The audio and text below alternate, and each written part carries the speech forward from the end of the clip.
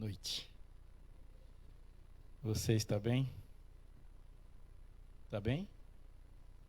Sim?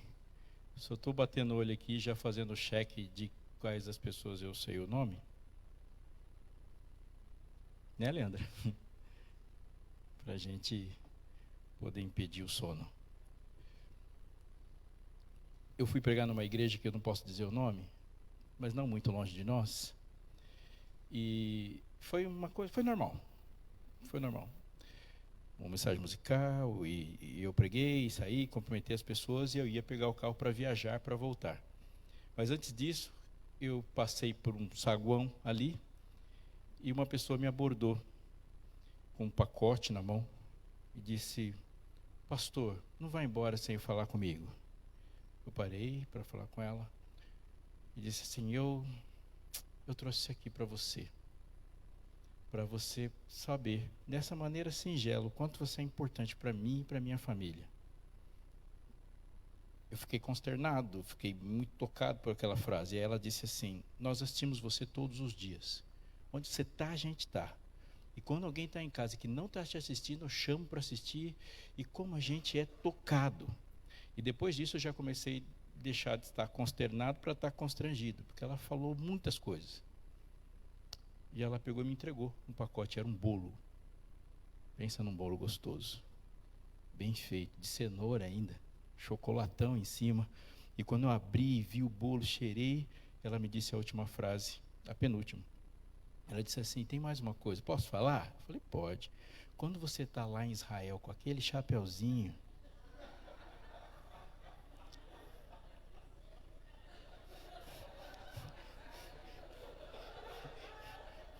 o bolo estava na minha mão já. E ela falou: quando você está lá em Israel, eu acho tão lindo aquele chapéu que você usa. Veio um monte de coisa na minha cabeça, eu vou compartilhar as que posso. A primeira é: tudo que eu disser daqui para frente vai alterar o que ela pensa do Rodrigo, né? Então eu tenho que ser simpático por ele. E depois que eu entrei no carro, eu peguei o bolo e comi, né, o bolo. Desculpa, não tenho chapeuzinho, mas tenho fome. E eu comecei a comer o bolo e falei: tá lindo o bolo, bonito, gostoso, muito saboroso, feito com muito carinho. Mas não era para mim. Aquilo me tocou profundamente. E eu pensei em você. E na gente aqui. E se Deus não fala essas frases de vez em quando? Pô, tá bonito, bem arrumadinho, perfumado, mas não é para mim. Você está com a Bíblia aí? Abra sua Bíblia no Evangelho de Mateus. Eu quero ler com você o capítulo 25 e me concentrar com você a partir do texto que está no verso 14.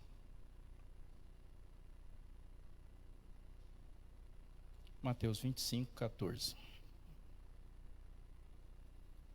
Achou? Achou, Júlio? Júlio, quero dizer que eu quero almoçar na sua casa para eu comer uma comida legítima que foi feita para mim.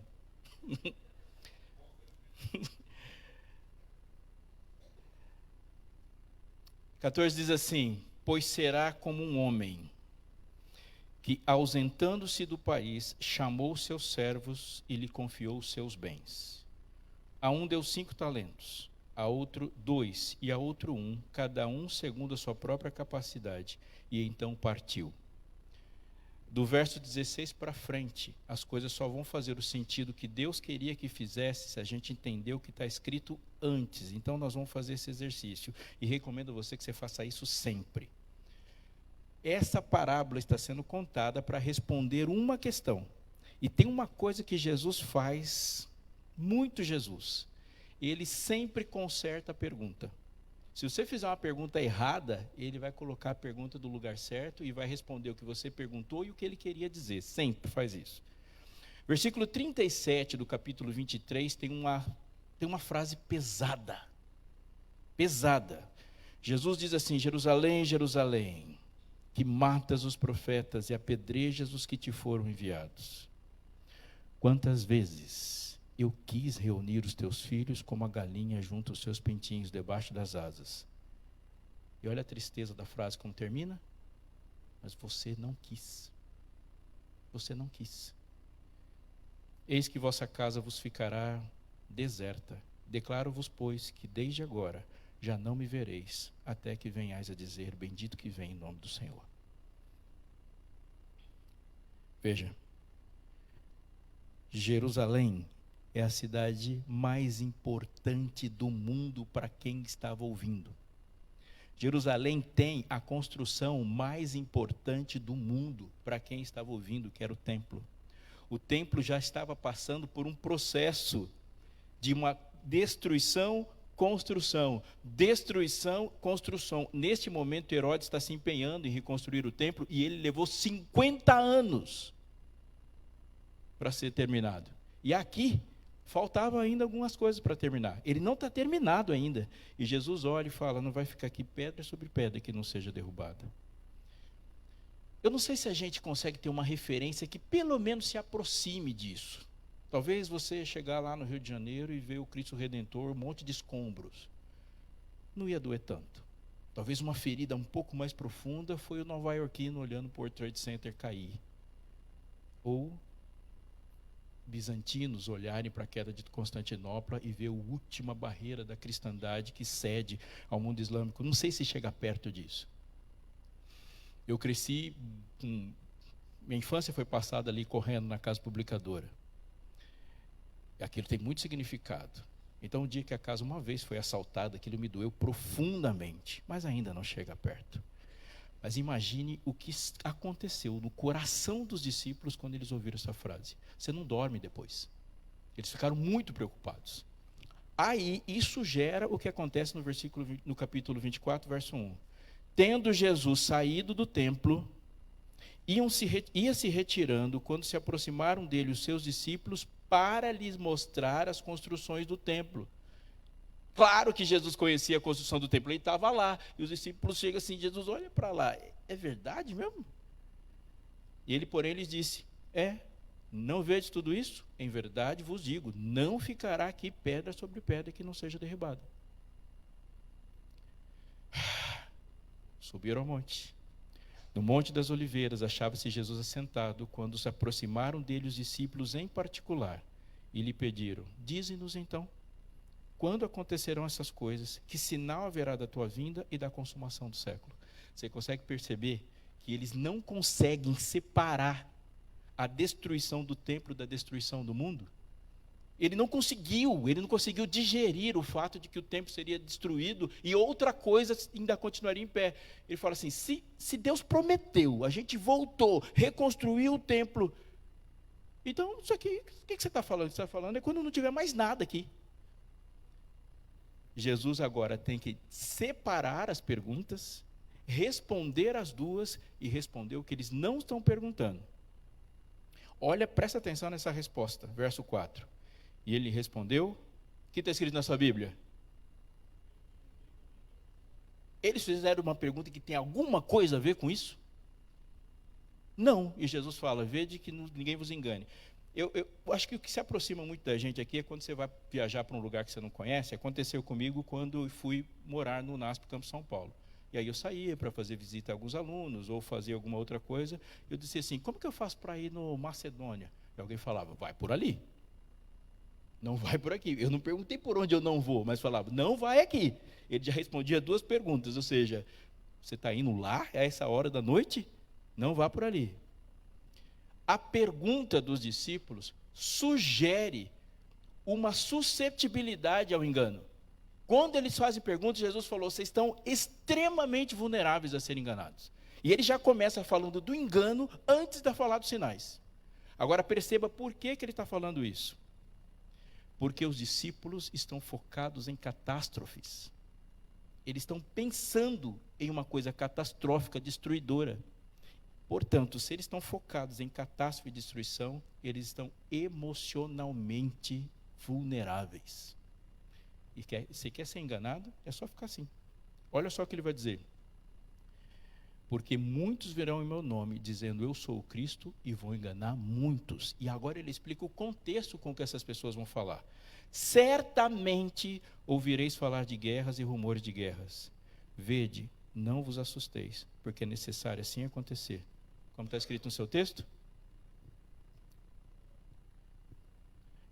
Posso falar um negócio, segredo para você? Jesus está falando nesse texto que guerra e rumor de guerra não é sinal do fim. Eu vou ler de novo, só para a gente ficar firme com esse negócio, porque a cara que você fez parece que está me chamando de herege. Certamente ouvireis falar de guerras e rumores de guerras. Vede, não vos assusteis, porque é necessário assim acontecer. Vai, leia comigo. Ele desclassifica guerra e rumor de guerra do fim. Por quê?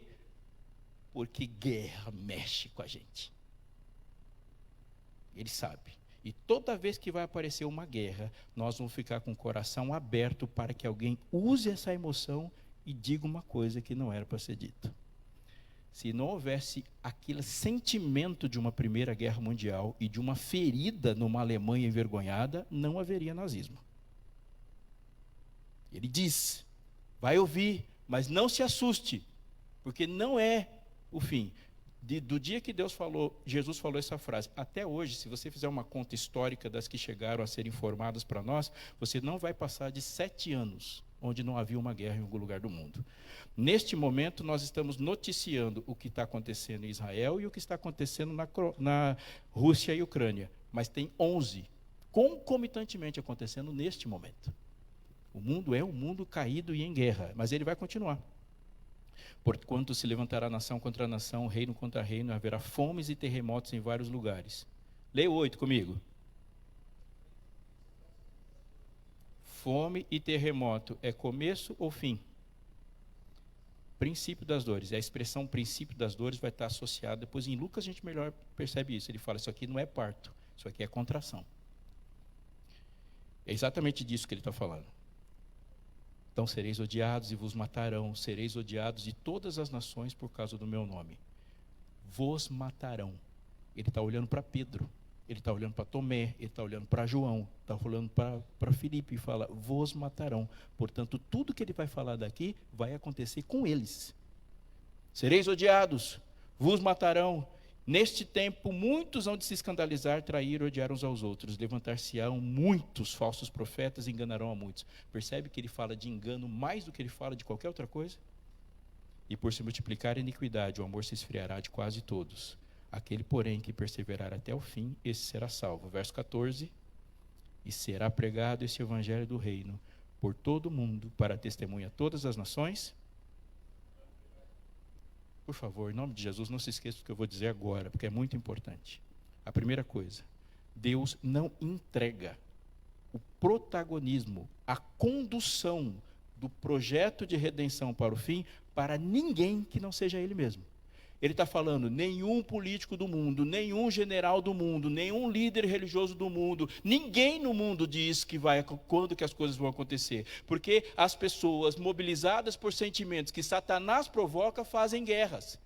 As pessoas no seu egoísmo provocam fome. Eu não entreguei o fim do mundo para Satanás, ele está dizendo. Vai acabar na hora que eu quiser que acabe. E não quando as pessoas ficarem em massa. Porque a sua sensibilidade ao mal é diferente da sensibilidade de Jesus. Quando Eva comeu o fruto, naquele momento o mundo já estava mal o suficiente. Ele não precisava piorar. O que Deus está dizendo é, nós somos sensíveis quando as coisas pioram. E Deus está falando, mas para mim já está ruim faz tempo. Escute. O mundo não precisa ficar pior para que Jesus volte. Ele não disse que a piora do mundo é uma condição. Às vezes eu escuto até essa frase. Mas tem que acontecer isso mesmo para Jesus voltar. Não! O que tem que acontecer para Jesus voltar está no verso 14. Olha lá. E será pregado o evangelho do reino por todo o mundo para testemunha a todas as nações. Então virá o fim. Ele está dizendo, você está pensando no que as pessoas vão fazer, e eu estou pensando no que você tem que fazer. Vai ser pregado o evangelho. Não tenha dúvida. Conforme nós nos aproximamos do momento onde encontraremos com Jesus, os sistemas da terra vão entrando em colapso. Não tenha dúvida. As coisas pioram? Pioram. A pior é condicional? Não. A natureza já está gritando que a validade dela venceu? Sim, claro. Então nós vamos ver muitas coisas e elas vão se acentuando cada vez mais. Mas ele diz assim: não tenha o seu susto como termômetro da minha volta. Porque a relação é céu-terra. E para cá, para nós, tem uma coisa muito importante para você saber. O centro da questão, no último capítulo da história, é adoração. Por que isso é muito importante? A adoração envolve um relacionamento direto, ou ela é contra um pecado direto que acontece entre a criatura e o Criador. Não se fala de pecados que são cometidos contra nós. Nós estamos falando de uma relação direta com o Criador. Portanto, você pode estar encontrando com um não adorador e ele não está te ofendendo. Mas você pode encontrar com alguém que te ofende e a gente fala: Jesus precisa voltar, as crianças estão morrendo e mataram outra pessoa lá e fizeram uma guerra. Porque nós somos sensíveis a coisas que nos afetam. Mas perdemos um pouco a sensibilidade de coisas que atingem a Deus. Ele fala: é outra coisa. Neste contexto, ele vai dizer para eles, para os discípulos: olha, vocês estão esperando uma coisa acontecer semana que vem. Mas tem muita coisa para acontecer pela frente. Muita. Então entenda que na parábola as parábolas que ele vai contar daqui para frente, ele está enfatizando que você, discípulo, está fazendo uma pergunta esperando eu voltar nos seus dias. Mas eu estou preocupado porque você vai morrer e eu não vou voltar. Então as parábolas que ele vai contar são parábolas referentes à demora e não à brevidade. Porque eles precisavam ser preparados para a demora. Estamos juntos com isso? Para que a gente entenda, olha no capítulo 25, a parábola das 10 virgens. Verso 5. Está com Bíblia aí, Fernando? Tá? Verso 5. Como que começa o verso 5 na sua Bíblia? Se o noivo não demora, a parábola inteira não faz sentido. Ela depende dessa informação. Se o noivo não demora, a gente não sabe quem é louca, não sabe quem é salva, não sabe qual é a necessidade do azeite, a gente não sabe nada. A parábola está centrada na demora do noivo. Portanto, é uma parábola que se refere à demora. Portanto, qual é a loucura da virgem louca?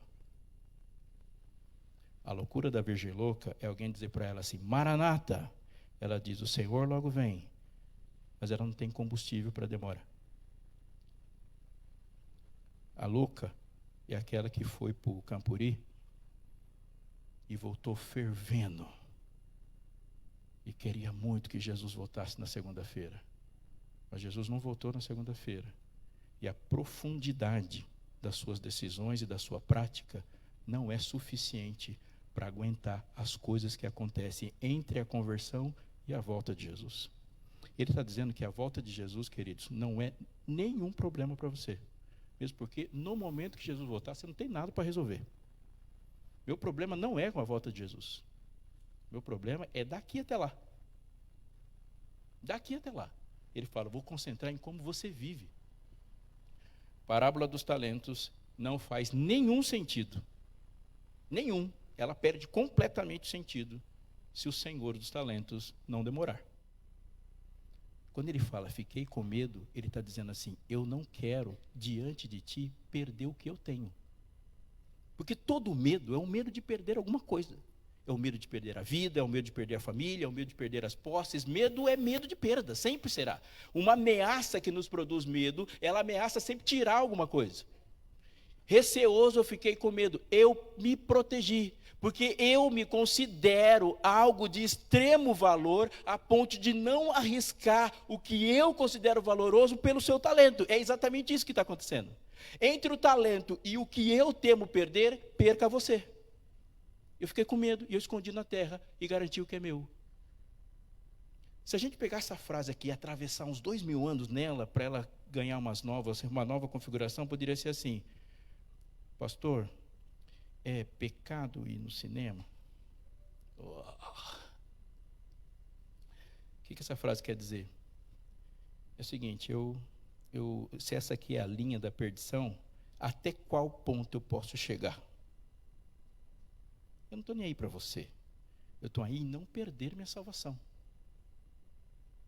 Mas a questão não é se você vai perder salvação ou não. A questão é para que você está servindo. é pecado assistir tal filme? Não, esse filme é feito para pessoas que estão em pecado. Não é se é pecado assistir. Se você não tivesse pecado, você não gostaria do filme. É bem diferente.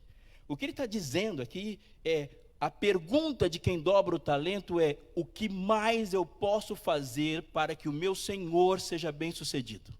O que mais eu posso fazer para que eu consiga amanhã aumentar esse talento? O servo que dobra o talento, ele só pensa no sucesso do seu Senhor. O servo que enterra o talento, ele só pensa se no final ele vai se dar bem. Ele pergunta: eu quero ir para o céu e não quero perder esse céu. Mas ele não quer servir, ele só não quer perder, ele não quer morrer para sempre. Mas eu vou te dizer uma frase, e ela é bíblica. Quem estava construindo a Torre de Babel estava querendo ir para onde? Para o céu, queridos. Eles estavam querendo ir para o céu. Quando Jesus foi ressuscitar Moisés, apareceu lá Satanás, e adivinha qual o pedido que ele fez? Ele quer ir para o céu. Aliás, Satanás, ele foi expulso do céu, ele não pediu para sair. Por ele ficava lá até agora. Querer ir para o céu não é sinal de um coração transformado. Todo mundo quer ir para o céu. Se você sair daqui e falar assim, você quer morar num lugar que você é rico, e você é super bem tratado, e que você não fica doente, e não morre, não vai ter uma pessoa que vai dizer que não quer. A questão é que você está apostando isso em Jesus, e ele está apostando isso numa grana, numa faculdade, num diploma e qualquer outra coisa. Jesus fala, isso não vai rolar com aquilo que você pensa. Mas querer ir para o céu não é marca. Não é. A marca daquele que ama é o quanto ele se alegra na alegria do seu Senhor. E anota aí. Para passar a vida inteira trabalhando a mesma coisa, o mesmo talento, só é possível ser bem-sucedido se aquele homem encontrou satisfação fazendo isso. Senão ele não ia ser bem-sucedido. Vou dar um exemplo. Velho, como quase todos os exemplos que eu dou. Em 2002, foi a última vez que um brasileiro viu uma Copa do Mundo sendo ganhada pela gente. Faz um tempão já. Não parece, mas faz um tempão. E a Copa foi no Japão e na Coreia. Ou seja, que hora que eram os jogos? Tudo madruga. Eu sou do tipo que em Copa do Mundo eu assisto até México e Arábia Saudita. De todos os jogos. Se tiver, eu assisti. E a gente assistia, mas os jogos do Brasil eram, mesmo porque a gente tinha um timaço.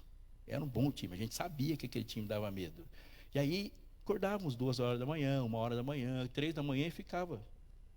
Mas, ao mesmo tempo, a igreja lançou um programa chamado 40 Madrugadas. Que não teve o mesmo peso. O que sugere uma pergunta, embora você tenha rido, isso não é uma piada. Sugere uma pergunta. Por que a gente assistiu os jogos da Copa sem nenhuma dificuldade para acordar? Nenhuma. Mas sai sangue para ter um ritmo de acordar cedo para falar com Deus, ler a Bíblia. Resposta simples. Porque às 3 da manhã havia uma garantia de alegria. Era legal. Pode ser que a derrota lá na frente poderia gerar uma coisa, mas a expectativa, a gente estava todo hormonizado. Era todas as inas que você conhece trabalhando, era muito legal. Tinha uma garantia de alegria. Quando você vai acordar para algo que você não está expectando ser feliz, é doloroso mesmo. Anota aí. A primeira oração que você tem que fazer para ter uma vida de sucesso com Deus é: Senhor, me dá alegria nisso. E Jesus repetiu isso muitas vezes para a gente desconsiderar. Alegria do Senhor. Completa aí, você sabe a frase. Alegria no Senhor é a nossa força. Paulo diz, orai sem cessar, certo? Na mesma prateleira ele diz, regozijai-vos sempre, sempre. Mas o fruto do Espírito é, olha a lista, mas o fruto do Espírito é amor. Qual a próxima palavra? Alegria. Alegria é fruto do Espírito tanto quanto domínio próprio, tanto quanto mansidão, tanto quanto longanimidade, tanto quanto fidelidade. Você precisa disso tudo. Se você abrir a Bíblia e ficar feliz da vida, igual você ri quando está fazendo a timeline do Instagram, você vai ser, não dá nem para chamar de bom de Bíblia. Você vai ser o cara. Porque isso dá alegria. O contrário também nos é alerta. Quando Davi estava feliz e satisfeito, ele olhou para Golias e nem sequer chama ele de gigante. Porque na perspectiva de Davi, gigante é Deus. E Golias é um monte de músculo e ferro que ousou falar umas bobagens. Ele chama ele de incircunciso filisteu. Saul falou, o gigante, Davi. Quando Davi estava insatisfeito, não precisa de 2,40 m, 2,80 m para derrubar ele. Uma banheira é suficiente. Insatisfação é uma estratégia poderosíssima de Satanás, desde a primeira tentação. E viu Deus que era bom, e viu Deus que era bom, viu Deus que era bom, e olha para Eva e falou, muito bom. Aí Satanás chega para Eva e fala, Eva, você não pode comer de nenhum fruto. Ela fala, esse aqui é ruim, eu posso comer de todos, esse fruto aqui é ruim. Ele fala para Eva, mas você não está bem, Eva, você não enxerga direito, seus olhos precisam se abrir. Aí quando a Eva falou, então eu estou ruim? Sim. Aí o fruto ficou bom. Vendo a mulher que a árvore era boa e agradável, quando ela se sentiu mal, o fruto ficou bom. É assim com todo mundo. Todo mundo. E não, amigo, você vive num mundo que é uma fábrica de insatisfações. Você vai sair daqui e no primeiro canal de mídia que você vê, haverá alguém tentando te convencer que tem alguma coisa errada com você. O mundo é uma fábrica de insatisfações. E se você sair de casa insatisfeito, você está vulnerável a tudo. Uma pessoa satisfeita com suas posses não rouba. Uma pessoa satisfeita com seu relacionamento não adultera. Uma pessoa satisfeita com a sua relação com Deus não cobiça. Uma pessoa satisfeita com a sua relação de adoração não é idólatra. Uma pessoa satisfeita com o Criador não transgride sábado. Uma pessoa satisfeita com a verdade não mente. A satisfação é um combustível da jornada. Nós não estamos caminhando para encontrar alegria no final. A alegria que nos faz caminhar. E a alegria no Senhor é a nossa força. Olhe para o texto bíblico e fale, Senhor, isso aqui não está legal, eu não tenho prazer, mas me dá alegria nisso. Eu tenho certeza absoluta que você vai amar a Bíblia mais do que você ama qualquer outra coisa. Senhor, me dá alegria em cantar, me dá alegria em orar, me dá alegria em servir.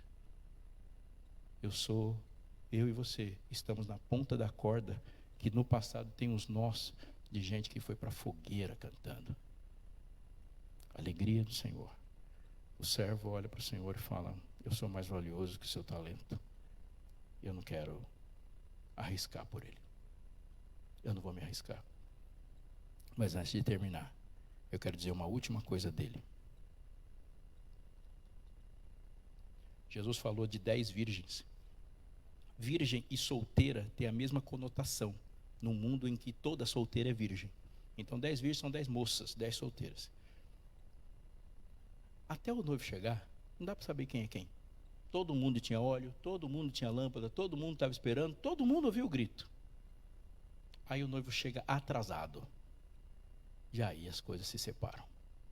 E as nécias disseram às prudentes, dai-nos do vosso azeite.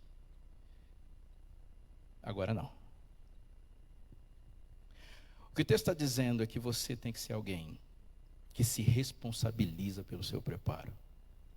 O texto está dizendo que você tem que ser alguém que conhece pessoalmente o Deus que você serve. O texto está dizendo que é extremamente perigoso ser alguém que conhece Jesus. Ló era alguém que conhecia Deus. E esse alguém que conhecia Deus salvou Ló. Ló não salvou ninguém. E na hora que as coisas apertam, aquele que conhece a Deus segue. E aquele que viveu iludido, achando que a sua fé era viva por estar perto de alguém que tem, ficou de fora. Paulo era alguém que conhecia pessoalmente o Senhor Jesus. Os filhos de Seva, os sumos sacerdotes, conheciam Paulo. E diante do demônio eles falaram, esconjuro-vos por Jesus a quem Paulo prega. Sei quem é Jesus, sei quem é Paulo, foi a resposta. E vós? Quem sois? Apanharam, saíram de lá pelados e fabricaram uma vergonha que dura por 2000 anos. Quem é você? Eles não podiam citar o Jesus que eles conheciam. Eles citaram uma pessoa que conhecia o Jesus. Vergonha total. Diante do inimigo, isso não é suficiente. Estar junto de alguém que está dobrando o talento, não adianta nada. Você tem que dobrar o seu. Viver o seu. Aquele que começou a parábola com 5 talentos, terminou com quantos no final? Aquele que começou a parábola com 2 talentos, terminou com quantos no final? Pensa um pouquinho mais. Aquele que começou a parábola com 5 talentos, tinha quantos no final? Quantos? Olha aí para a sua Bíblia aí.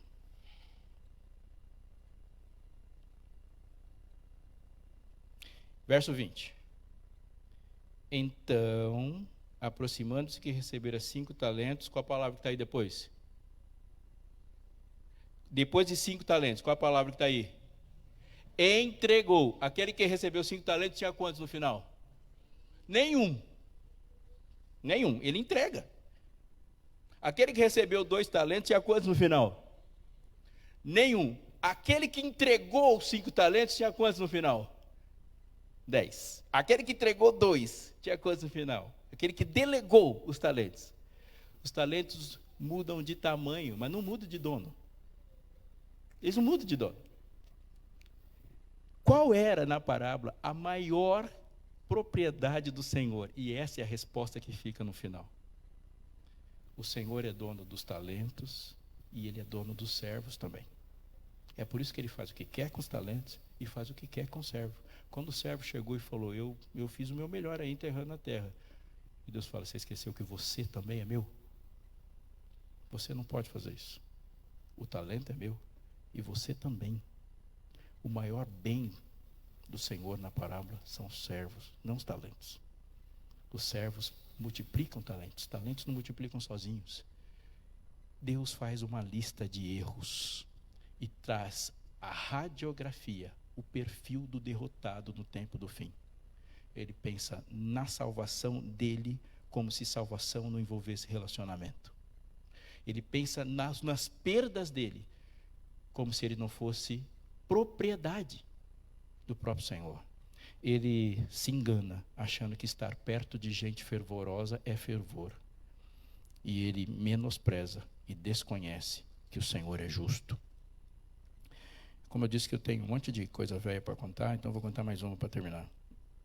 Você talvez não tenha lembrança, ou talvez tenha, de um episódio que aconteceu conosco, entrou para a história da aviação e do esporte, de um voo Lamia 2933, que levava a delegação da Chapecoense. Você conhece essa história? Primeiro eles tentaram sair de Guarulhos, mas a legislação brasileira não permite que você saia do solo nacional com uma companhia que não esteja sediada ou no lugar que ela parte ou do lugar que ela recebe. Então eles saíram de Guarulhos, foram para a Bolívia e de lá pegaram o Lamia para jogar um jogo na Sul-Americana. Era a final da Sul-Americana. Presta atenção aí, não precisa ser gênio. A autonomia do voo era de 2.965 quilômetros. Quando o avião caiu, ele tinha percorrido e ficou em pane total, sem combustível, por 2.975 quilômetros. A autonomia, no plano de voo, a autonomia era exatamente a distância entre um aeroporto e outro. Eles estavam preparados para sair da Bolívia e chegar até o lugar do final da Copa, da final da Sul-Americana. Mas não estavam preparados para mais nada fora isso. Nada. Eles não podiam voar 1 quilômetro a mais. Eles planaram 10 quilômetros e caíram numa montanha. Quando a caixa preta foi recuperada e os áudios, mais fácil, porque os áudios finais são entre o piloto e a torre de comando, elas nos chamam a atenção para muita coisa. Muita coisa. Primeiro, o piloto tentou enganar, dizendo que eles estavam em falha elétrica, para não dizer que eles cometeram um crime. Mas aí, quando as coisas já começaram a apertar, o piloto, Miguel Quiroga, ele fala para o comando, Prioridade, estamos com um problema de combustível. A operadora de voo, Yanete Molina, o nome dela, responde: há um voo da Avianca na sua frente. Espere 7 minutos. E ele responde: preciso pousar imediatamente. E a torre responde: existe tráfego abaixo. Faça um desvio à direita. É um avião. Um desvio à direita, uma voltinha de avião, um desvio à direita, já são 10 quilômetros, né? Faça um desvio à direita. E aí Miguel Quiroga responde: outro vetor, outro vetor. E a torre responde na mesma tensão: há tráfego na sua frente. E aí ela pergunta: você deseja assistência na pista? Ele diz: senhorita, Lamia 2933 está em falha total, sem combustível. Então ela responde: a pista está livre, esperando chuva, e os bombeiros estão atentos. E agora ele começa a gritar: vetores, senhora, vetores. E ela pergunta: onde você está? Eu perdi você no radar. E ele diz: 360, e repete: 360. E a torre diz: você está a 8,2 milhas da pista, 1.600 metros. E a última palavra dele que fica na caixa preta é: Jesus. Fim do áudio. Maranata. E se ele não vier amanhã? Quanto você tem de combustível? Essa é a pergunta. Maranata, o Senhor logo vem. Mas daqui até lá, você tem que fazer mais coisas do que se trancar lá no seu quarto e torcer para não pecar. Maranata, o Senhor logo vem. E não estar preparado para 15 dias a mais, 2 anos a mais, 5 anos a mais, Deus considera isso como uma loucura total. Porque o que virá em Jesus, lá do céu, aquele Jesus que vem, ele será estranho para o perdido. E o perdido, quando olhar para aquele Jesus, vai ver uma novidade. Mas para você não será. Você vai olhar para o céu e vai dizer assim: era ele que falava comigo. Talvez as suas vestes me surpreendam, talvez o cabelo não seja aquele que eu pensei, meio viking, talvez a aparência seja diferente, mas o resto você conhece. Foram aqueles cravos ali, foi aqueles cicatrizes que me salvaram. Era ele que me sustentava. Aqui é o meu Jesus que está vindo. Faz anos que a gente conversa. O ímpio ficará surpreso. Você disse: foi ele que encheu minha lamparina. Ele é meu combustível. Haverá sim um encontro com Jesus, mas para você não será o primeiro, porque você só está na estrada porque é o encontro com Jesus que te impulsionou. Miguel Quiroga falou Jesus por último, mas o salvo fala Jesus primeiro. Querido, a corrida da fé é igual a qualquer outra corrida. Qualquer outra corrida. Você pode estar com um tênis bom, uma camiseta boa, pode até tomar uns isotônicos caros, mas quem termina a corrida é quem tem um coração mais próprio, mais preparado. Você pode estar com a roupa mais bonita, mas se o pulmão e o coração não forem fortes, você não chega. Como qualquer corrida. Quem chega lá tem um condicionamento cardiopulmonar. Quem chega no final de qualquer corrida longa é quem tem um coração mais forte. Nunca desperdice nenhum convite de Cristo para que seu coração se fortaleça. Nunca. Ele considera isso como loucura. Avance, porque o seu coração se fortalece exatamente no seu talento. Exatamente. Senhor, isso aqui é pecado? Não é jogar na defesa. Senhor, eu quero dobrar isso aqui. Eu quero dobrar esse negócio. Eu quero a alegria de te entregar. E Deus vai te dizer: sobre o muito te colocarei. Ele recebe de você um talento e entrega para você um trono. É muito. É muito. Eu vou orar com você, por você, mas eu quero que você ore comigo também, como temos feito. Eu te chamo a se posicionar. Você precisa falar isso. Precisa hoje, não importa quantos anos você tem. Você tem que falar: Senhor, eu quero ficar pronto até o fim. Mas não só me aprontar. Eu quero preparar o planeta. Eu já estou salvo. Eu quero preparar quem estiver na minha frente, sem perder nenhuma oportunidade. Não estamos pregando para transformar o mundo só, também estamos pregando para impedir que o mundo nos transforme. Eu quero viver uma fé viva, contar as minhas histórias, e viver a minha corrida, e ter a alegria de olhar e ver o talento dobrando na minha vida, começando lá em casa, com a minha família, que seja. Mas você precisa falar isso, não dá para enrolar. Tem que falar, é agora. Mas eu não estou pronto. Claro que você não está pronto. É para Ele que você pede para que você fique pronto. Deus entregou o talento exatamente para que você fique pronto.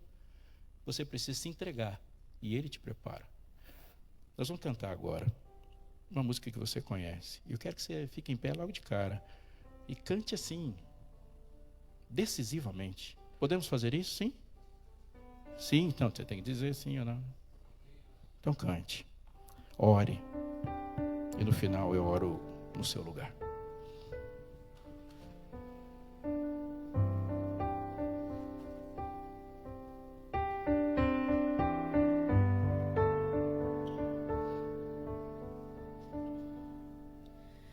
Preciso me entregar, Senhor. Preciso a Ti me entregar.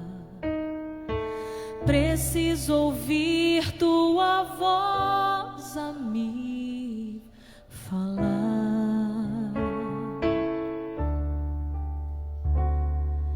Não tenho nada a Te oferecer, somente um coração impuro e pecador. Mas aqui estou, me aceita, Senhor. Toma os meus pensamentos, meus dons e meus bens.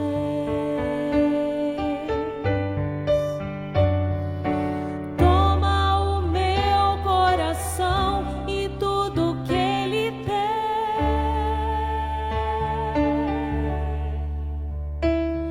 Renova, Senhor, meu viver. Derrama em mim teu amor. Quero pra sempre servir-te por onde for.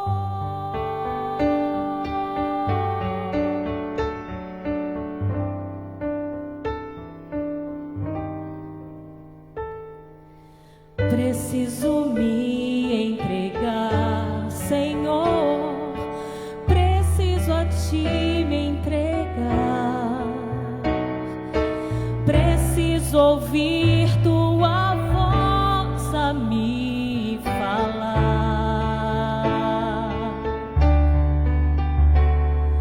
Não tenho nada a Te oferecer, somente um coração impuro e pecador. Mas aqui estou, me aceita, Senhor.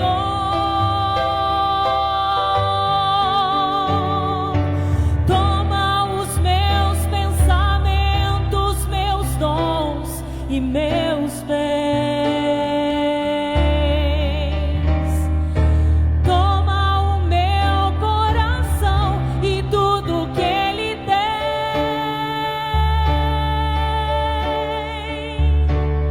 Renova, Senhor, meu viver. Derrama em mim teu amor. Eu quero pra sempre servir-te por onde for. Vocês, toma os meus.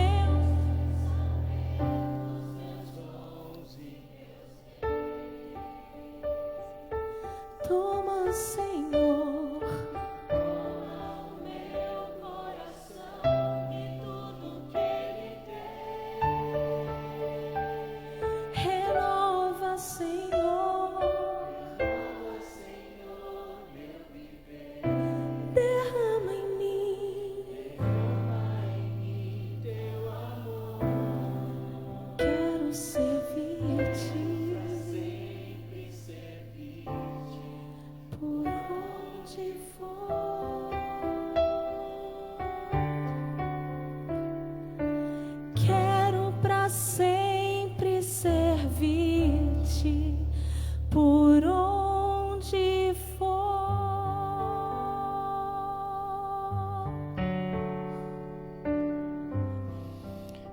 tenho certeza, Senhor, que estás ouvindo, porque é o Senhor que provoca esse tipo de frase, e louvado seja o teu nome pela tua graça. Temos talentos aqui, né? Temos talentos nas nossas mãos e não podemos evitá-los. É trágico. Então já começamos te agradecendo, porque o Senhor nos confiou algo tremendo. Nos confiou preparar o mundo para a tua volta. Dá-nos hoje, Senhor, algumas convicções, eu te peço, em nome de Jesus. A primeira é de que a gente não está correndo para conquistar teu amor. Que nós temos essa certeza já, agora. De que nós não estamos tentando te convencer a nos salvar. E de que salvação se dá no momento do perdão. Então, nos ajude a parar de ficar pensando em salvação como campeonato. E que ao nos sentir perdoados, tenhamos certeza de que fomos aceitos, adotados, salvos. E que agora a missão não é correr por nós, é correr pelo talento. Então, dá-nos consciência de que os talentos se multiplicam por tua causa, porque a gente quer te entregar. Então, dá-nos essa alegria da corrida, a alegria de te servir, a perseverança de esperar. Faz de nós assim, Senhor, quando todo mundo tiver parado de falar, que o mundo escute a gente ainda falando.